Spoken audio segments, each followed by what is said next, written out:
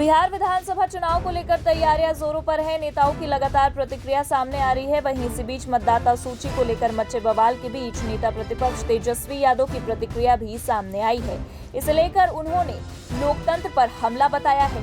NDA सरकार पर भी साजिश का आरोप लगाया है।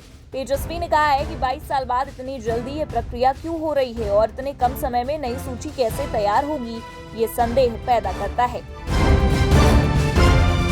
महाराष्ट्र में एक तरफ जहां भाषा विवाद को लेकर सियासी पारा हाई है, वहीं दूसरी तरफ महाराष्ट्र विधानसभा का मॉनसून सत्र आज से शुरू हो गया है। बता दें कि इस सत्र में कुल 12 विधेयक पेश किए जाएंगे।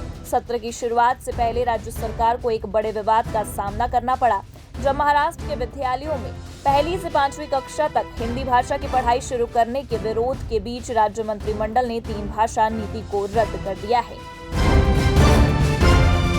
बिहार विधानसभा चुनाव को लेकर महागठबंधन भी एक्टिव नजर आ रहा है। इसी को मद्देनजर रखते हुए पटना स्थित बिहार प्रदेश कांग्रेस कार्यालय में आज महागठबंधन की मैनिफेस्टो कमेटी की बैठक होने वाली है। इस बैठक में कांग्रेस, आरजेडी, वाम दल सहित कई दलों के वरिष्ठ नेता शामिल होंगे। इसी कड़ी में पूर्व मुख्यमंत्री अशोक गहलोत पटना पहुंचे हैं, जहां उन्होंने इलेक्शन कमीशन के वोटर लिस्ट पुनरीक्षण के मामले पर कहा है कि आज शाम प्रेस कॉन्फ्रेंस है, उस वक्त बातों को रखेंगे।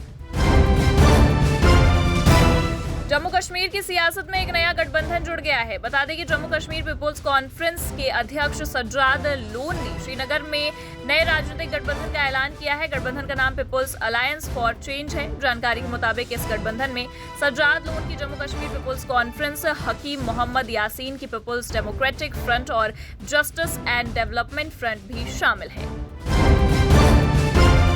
भाजपा सांसद निशिकांत दुबे ने कांग्रेस पर सीआईए के एक पुराने दस्तावेज के हवाले से गंभीर आरोप लगाए हैं। उन्होंने दावा किया है कि कांग्रेस नेता हरिकिशन लाल भगत के नेतृत्व में 150 से अधिक सांसदों को सोवियत रूस से फंडिंग मिलती है। दुबे ने सांसदों पर रूस के एजेंट की तरह काम करने का आरोप लगाया है और कांग्रेस से इस मामले में जवाब मांगा है।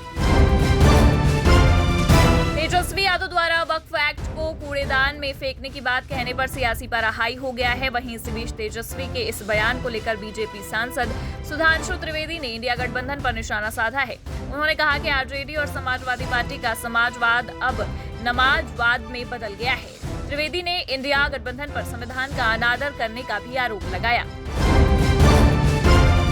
महाराष्ट्र की देवेंद्र फडणवीस सरकार ने हिंदी अनिवार्यता वाला आदेश वापस ले लिया है। इसे लेकर विपक्ष का दावा है कि उनके दबाव में आकर सरकार को अपने फैसले से पीछे हटना पड़ा। इसी बीच उद्धव ठाकरे गुट के सांसद संजय राउत का बड़ा बयान सामने आया है। उन्होंने कहा कि हम जब साथ आएंगे आपको पीछे हटना पड़ेगा। अब देखिए महाराष्ट्र में आगे आगे होता क्या है। उन्होंने कहा कि महाराष्ट्र में ठाकरे एक ब्रांड है। कोलकाता में एलएलबी छात्रा के गैंग रेप का मामला अब सुप्रीम कोर्ट जा पहुंचा है। बता दें कि इस मामले में सुप्रीम कोर्ट में याचिका दाखिल की गई है। वहीं सुप्रीम कोर्ट के वकील सत्यम सिंह ने याचिका दाखिल कर कोर्ट की निगरानी में सीबीआई जांच की मांग की है। याचिका में कहा गया है कि तय समय सीमा में जांच की जाए। पीड़िता को सुरक्षा और मुआवजा देने की भी मांग याचिका में की गई है। हिमाचल प्रदेश में भारतीय जनता पार्टी को नया अध्यक्ष मिल गया है। आपको बता दें कि एक बार फिर डॉक्टर राजीव बिंदल ही पार्टी अध्यक्ष होंगे। हिमाचल भाजपा के 3 बार प्रदेश अध्यक्ष बनने वाले बिंदल एकमात्र नेता बन गए हैं। नेता विपक्ष जयराम ठाकुर, पूर्व केंद्रीय मंत्री और सांसद अनुराग ठाकुर और पूर्व मंत्री गोविंद ठाकुर की ओर से राजीव बिंदल का नाम प्रदेश अध्यक्ष के लिए प्रस्तावित करने के लिए 3 सेट दिए गए।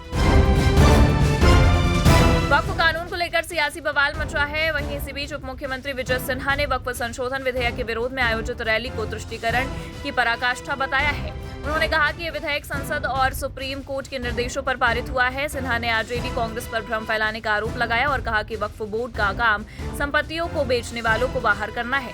उन्होंने 2013 में वक्फ कानून में बदलाव की आलोचना की।